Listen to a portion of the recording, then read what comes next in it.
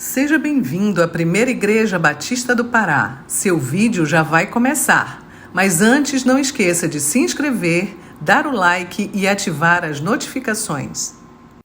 Quantos têm o texto santo, o único livro que Deus escreveu? Levanta para que eu veja.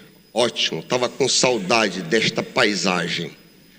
Vamos considerar, em um mundo de desrespeito, como nós vimos nas Olimpíadas, na abertura das Olimpíadas, vamos considerar respeito, reverência. Deuteronômio, livro de Deuteronômio, 5º capítulo,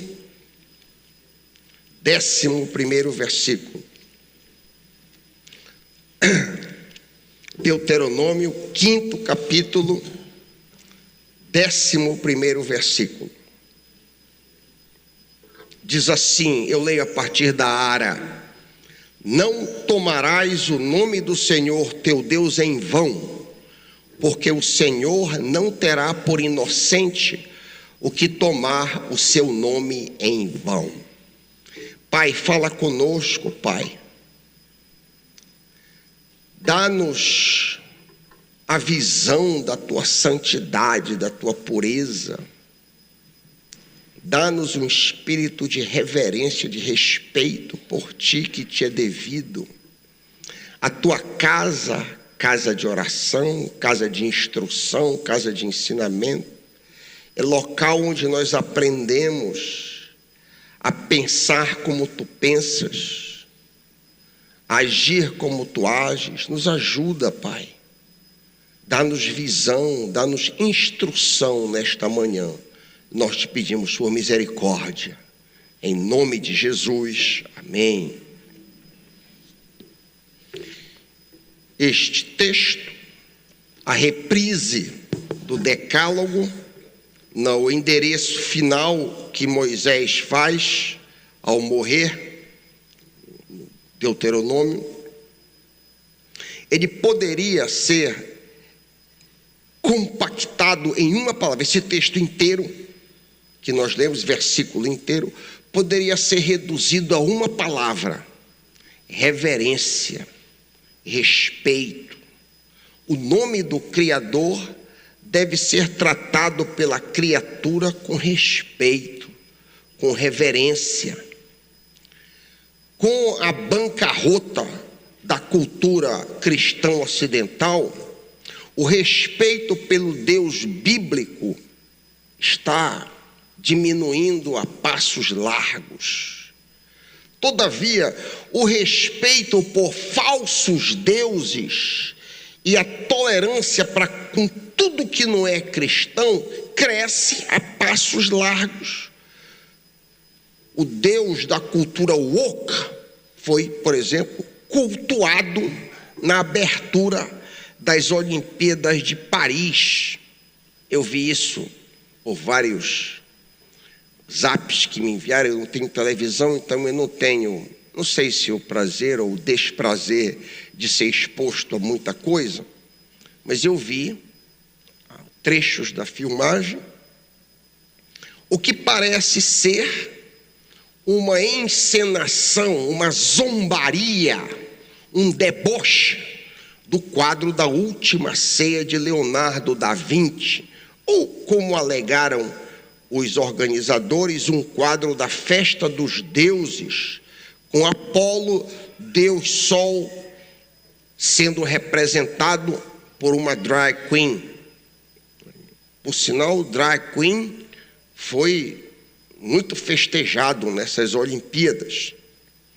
O cenário todo um tanto vermelho, sombrio, com o quarto cavaleiro do Apocalipse marchando, o Apocalipse da morte, foi um tanto macabro. Então, isso aqui não está no meu script, mas o apóstolo Paulo diz que nos últimos dias a manifestação diabólica vai ficar cada vez mais ousada. Satanás vai agir cada vez mais descaradamente, mais abertamente. Porque, por enquanto, nesses últimos essa última milênia, nesses últimos 2000 anos, um tanto sedado. Mas agora ele desponta, por assim dizer, por saber que o seu fim se aproxima. Mas o que me levou a pensar diante deste quadro macabro? Numa abertura. A abertura das Olimpíadas é semelhante, por exemplo, ao jogo final da Copa do Mundo. É um momento em que pelo menos grande parte do mundo está observando. É o equivalente ao Super Bowl americano local, né? As Olimpíadas, a abertura, o mundo inteiro está vindo. Sabe o que me chegou ao coração? A falta de temor do Senhor. Não há temor do Senhor. Porque para você zombar, escarnecer, para você debochar daquela maneira, que falta de temor, meus irmãos. Como diz Paulo em Romanos 3,18, não há temor de Deus diante dos seus olhos. E a falta do temor do Senhor leva o homem à ruína. Eu estava conversando com a minha esposa sobre este incidente, e a gente, ali trocando ideias, e a gente vê como que a humanidade, de uma maneira universal, está cada vez mais podre. Como que a raça humana está apodrecendo a passos largos em um comportamento vil. E isso também demonstra uma falta de sabedoria, porque quando não há o temor do Senhor nos nossos corações, o pecado avança, o pecado cresce. Há uma direta proporção entre eu pecar menos e eu temer mais. Não o que diz a palavra, não seja sábio a seus próprios olhos, tema o Senhor e evite o pecado. O temor do Senhor traz, você reflete antes de pecar, porque você teme ao Senhor. Que bênção é o temor do Senhor. No texto que nós lemos, Deuteronômio 5:11, o temor do Senhor é demonstrado por reverência, o respeito. Esse é o terceiro mandamento. No primeiro mandamento, vocês conhecem muito bem isso. O primeiro mandamento, não terás outros deuses diante de mim. Nós vemos ali quem deve ser adorado, somente Yahvé. Não terás outros deuses, somente a mim, somente o Criador deve ser adorado. No segundo mandamento, a gente vê a maneira: não farás representação de Yahvé, não farás representação minha, nem de qualquer outros deuses, não terás ídolos. E o terceiro, que é este mandamento que nós lemos, lida com a forma como eu devo endereçar, como eu devo tratar o nome santo de Deus. Não pronunciarás, eu estou lendo aqui uma paráfrase, não pronunciarás o nome de Yahvé levianamente, não tomarás o nome do teu Deus em vão. O que significa nome do Senhor? O nome. Para que possamos entender o valor do nome de alguém no Antigo Testamento, é muito importante nós estabelecermos uma diferença fundamental entre a nossa cultura e a cultura do Oriente Próximo. No Brasil, geralmente, o nome das pessoas não busca descrever características. No geral, quando os pais, existem exceções, mas no geral, quando os pais dão nome aos filhos, eles não estão tentando descrever características para os filhos.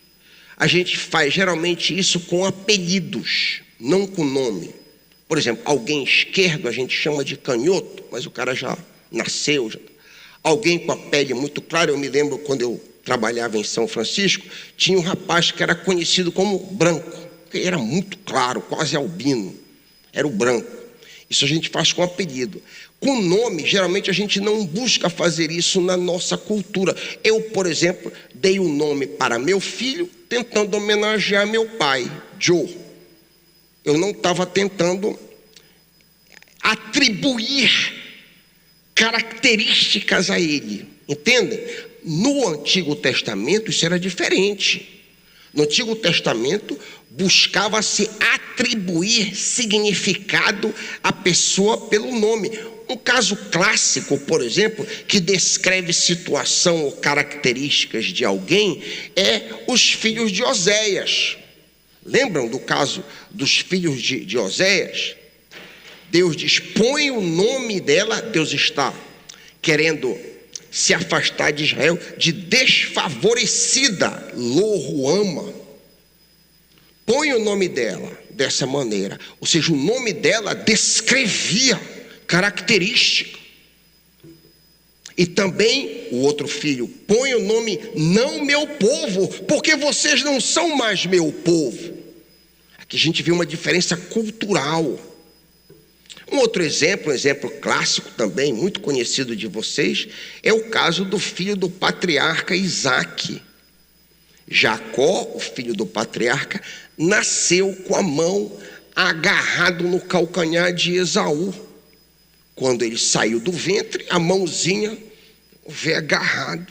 E por causa disso, ele foi chamado de enganador, aquele que quer suplantar. Jacó quer dizer isso. Se Jacó tivesse nascido em uma família brasileira e nós tivéssemos essa cultura, o nome dele seria suplantador, enganador, porque Jacó quer dizer justamente isso. Gênesis 25, 26, se você quiser conferir. No Oriente Próximo, o nome do Senhor representa seus atributos, descreve seu caráter, as suas características. Vou dar alguns exemplos. Você que está com a Bíblia aberta em Deuteronômio, volta a alguns livros ainda dentro do Pentateuco. Êxodo 34, 7 e 8, texto clássico. Texto clássico. Êxodo 34, 5 a 7. Todas as vezes que a Ara traduz como Senhor, eu vou traduzir literalmente Yahvé, que é o nome.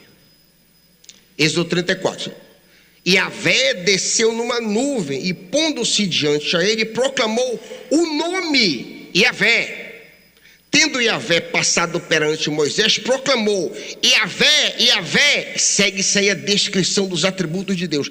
Deus misericordioso e compassivo. Descreve quem Deus é.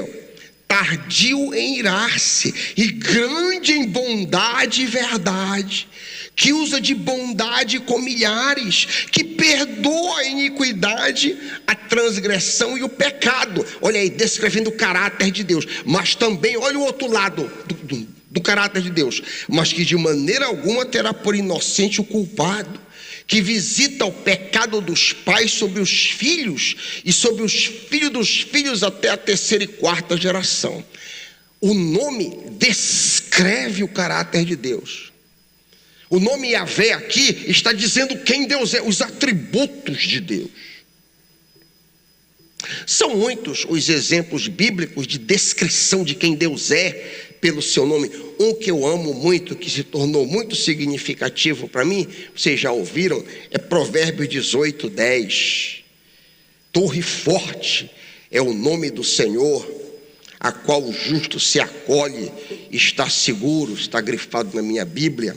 Momento de grande agonia na minha vida em Londres, o Senhor se tornou um refúgio. Momento de grande incerteza, insegurança e medo na minha vida, torre forte é o nome Yahvé, onde o justo se esconde, encontra segurança. Da janela do meu quarto eu via Tower Bridge, da janela. Que coincidência, eu via e eu digo, aquela torre é o nome do Senhor, que vai me acolher nesses momentos de luta e de medo que eu estou passando.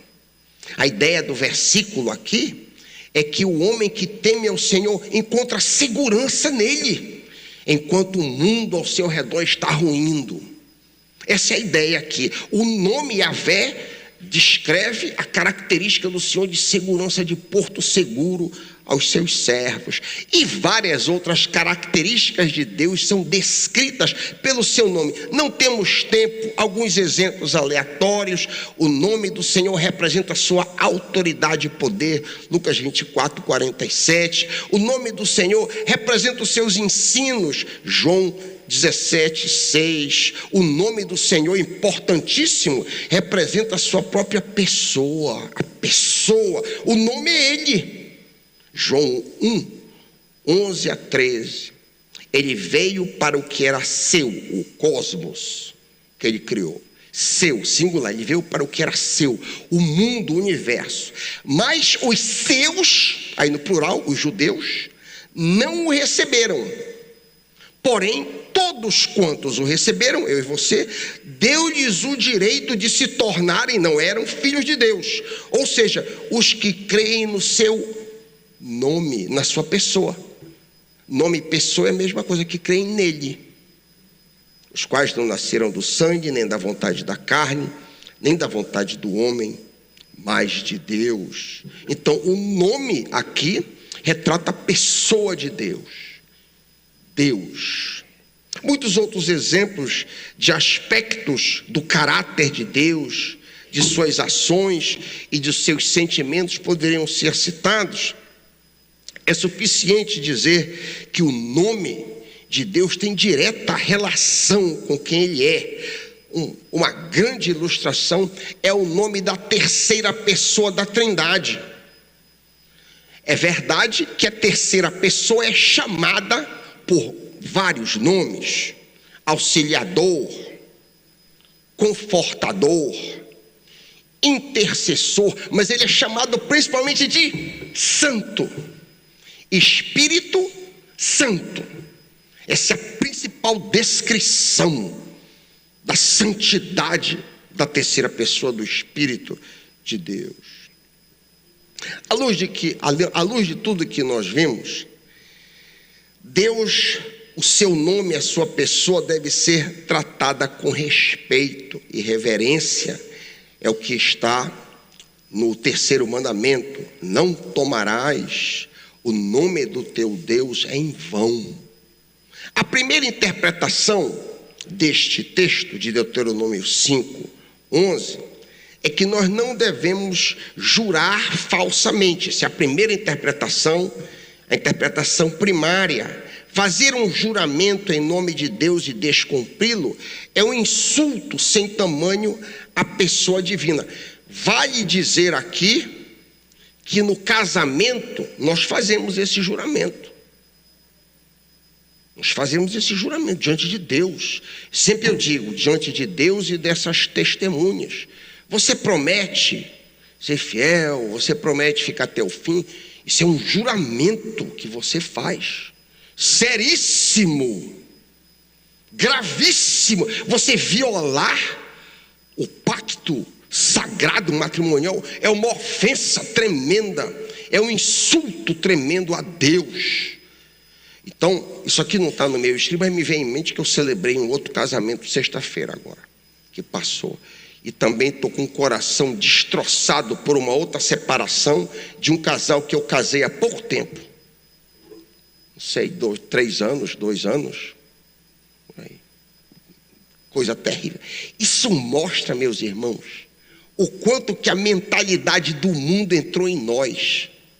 Isso é uma evidência clara de como que a cultura do mundo, a maneira como o mundo pensa, entra na igreja.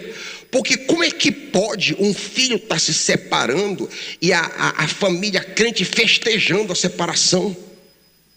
Alô? Como é possível? Isso mostra, repito, como que a cultura entrou em nós. E a gente perdeu esse senso. Nós deveríamos estar chorando. Se a minha filha Jenny se separasse do Aller, eu ficaria destroçado. Era para eu rasgar as roupas em pano de saco e chorar. Isso está completamente fora aqui, mas me deu vontade de compartilhar com os irmãos. Então, jurar, em primeiro lugar, é em nome de Deus, e violar o juramento é o que está em voga em primeiro plano em Deuteronômio 5:11. Isso fica muito claro pela passagem correlata em Levítico 19:12. Se você quiser acompanhar comigo, Levítico 19:12: não faça juramentos falsos em meu nome, pois isso é profanar, é debochar do meu nome. Todavia, o crente do Novo Testamento é instruído, no geral, a não jurar. Situações esporádicas, como no casamento aqui, é uma exceção. A nossa palavra, de uma maneira geral, descarece de qualquer menção divina, restringindo-se somente a sim, sim, não, não. Esse é o crente do Novo Testamento. O Senhor Jesus nos ensinou que a nossa conversa diária não deve conter juramentos. Cristo diz, por exemplo, em Mateus 5:37, seja, porém, palavras do Senhor Jesus, seja, porém, o teu sim, sim, e o teu não, não.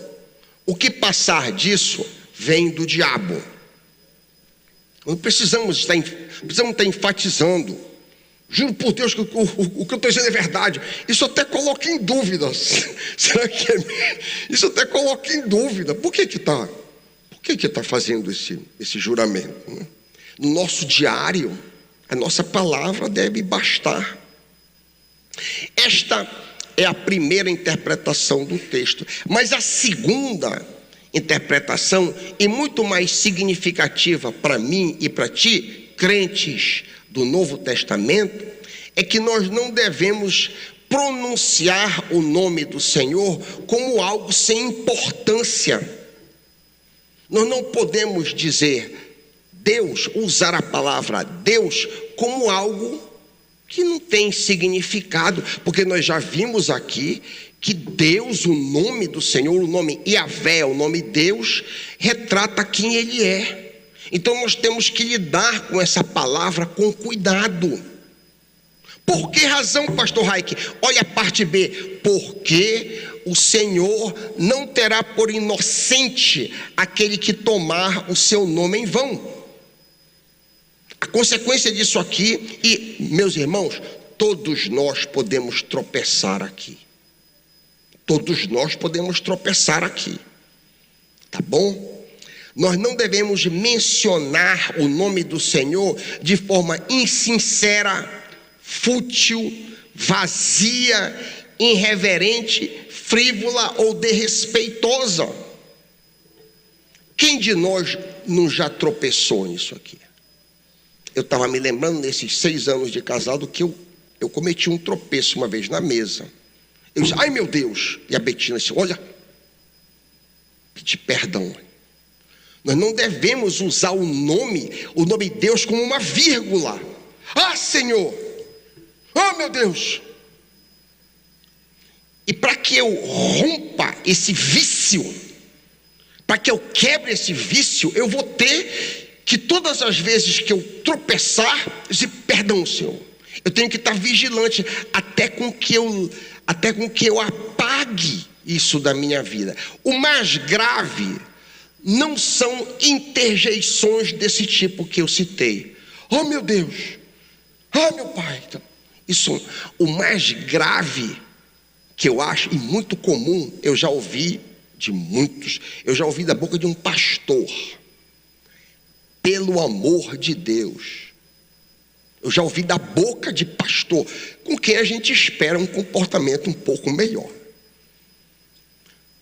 Ao dizer, quando eu abro a boca para dizer pelo amor de Deus, obviamente eu não tenho a menor noção da dimensão do amor de Deus, porque eu não estou apenas blasfemando, eu não estou apenas zombando de Deus, da pessoa, mas do grande amor de Deus. Eu faço sentido no que eu estou dizendo, meus irmãos? Eu estou repetindo algo que eu já disse umas 2 ou 3 vezes nesse púlpito em outras situações diferentes. Mas pela gravidade e pelo escárnio que nós vimos nas Olimpíadas, pela zombaria que nós temos visto, eu acho que vale repetir. Amém, meus irmãos? Para o ensino da Santa Igreja do Senhor, para o nosso ensino. Eu acho que de todas as expressões, usando Deus, a pior é essa. Pelo amor de Deus, pastor, poxa, não faz isso. O que é isso, meu irmão? Você está afrontando a Deus, você está blasfemando contra Deus, por usar a pessoa e o amor de uma maneira frívola, de uma maneira irreverente. O Novo Testamento não nos instrui precisamente como a multidão de crentes que usa o nome de Deus de forma casual e descontraída está sendo ou será julgada. E aqui eu me refiro não tanto a tropeços na qual você usa e você pede perdão. Eu me refiro naquela repetição contumaz, que isso é um hábito. Isso aqui, principalmente. O que é óbvio é a certeza de que há consequências, como as várias traduções deixam claro. Eu vou ler 2 traduções, apenas ouça. A NTLH: não use o meu nome sem o respeito que ele merece, pois eu sou o Senhor, o Deus de vocês. Eu castigo aqueles que desrespeitam o meu nome. Muito claro, é ou não é? Muito claro. Eu vou ler a NVT, a nova versão transformadora. Ouça: não use o nome do Senhor, seu Deus, de forma indevida. O Senhor não deixará impune quem usar o nome dele de forma indevida. Então, as várias traduções nos informam que há uma consequência sobre nós quando a gente usa o nome do Senhor indevidamente. Sabemos que a consequência sobre nós não é para condenação, porque nós fomos condenados em Cristo na cruz. Nós fomos condenados. Porém, algum tipo de perda nesta vida ou na vida futura haverá. Vai ter algum tipo, está tendo na tua vida, de repente tu não estás crescendo espiritualmente. Por causa disso, vai ter algum tipo de consequência sobre você, porque o texto diz: não terá por inocente aquele que tomar o seu nome de forma fútil, vazia, frívola e desnecessária. É o texto bíblico que diz. Felizmente, amados, nós sabemos que nem todo pecado é igual. Amém por isso. Nem todo pecado é igual. Todo pecado é uma ofensa a Deus. Mas existem pecados maiores e existem pecados menores. Pilatos tem menor pecado do que Judas, de acordo com o próprio Cristo. Tu te negas a responder-me? Perguntou Pilato a Jesus. Não sabes que eu tenho autoridade para te libertar e poder para te crucificar? Olha o que Jesus disse. Então Jesus lhe afirmou: não terias qualquer poder sobre mim se não te fosse dado de cima. Por isso, aquele que me entregou a ti, Judas, é culpado de um pecado ainda maior. Aprendemos que existem níveis diferentes. E vários outros textos da Bíblia nos informam que há níveis diferentes de pecado. Por um outro exemplo, o mesmo Jesus afirmou que haveria um castigo maior para Corazim e Betsaida do que para Tiro e Sidom. Lucas 10, 13 e 14, você lê na sua casa se você quiser este outro exemplo. Então, ainda bem. O problema é que a Santa Igreja está sendo exposta claramente. Eu estou me esforçando para ser claro. Se você tem o vício de exclamar, de fazer interjeições utilizando o nome de Deus, você precisa trabalhar para você se livrar desse vício. Se você, pior, tem o vício de dizer, pelo amor de Deus, você vai estar na sua guarda, para dora em diante, Senhor, perdoa. E se você fizer isso, se todas as vezes que você cometer esse pecado, você pedir perdão, você vai notar que você vai começar a cair nesse erro menos e menos, até que você vencerá esse vício. Amém, meus irmãos? Você vai vencer este hábito terrível. Meus irmãos, o ser humano foi criado para glorificar a Deus. É a atividade mais sublime e elevada do homem. Nós podemos glorificar, eu estou pensando nessas coisas que a gente diz, porque a nossa língua é o maior órgão de glorificação de Deus, é a nossa boca. Deus colocou em nós uma glória. Você sabia disso? Se você presta atenção no meu sermão, você já sabia, porque eu já disse aqui.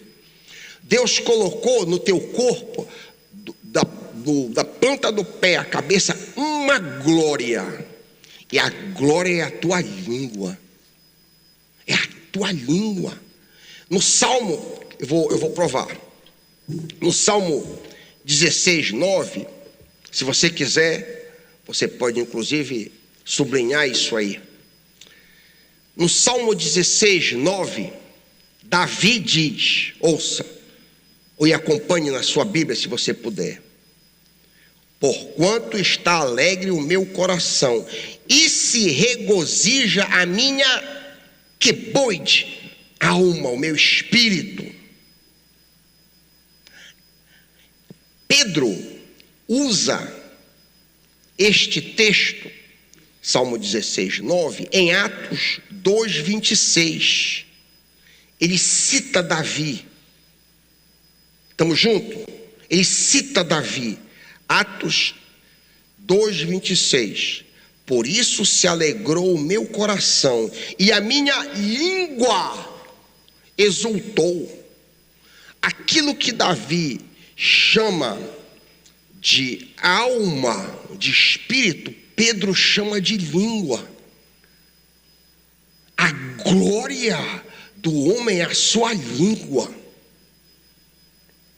É interessante que a versão direta do latim, quando traduz Salmo 16, 9, diz glória mea, a minha glória e não a minha alma.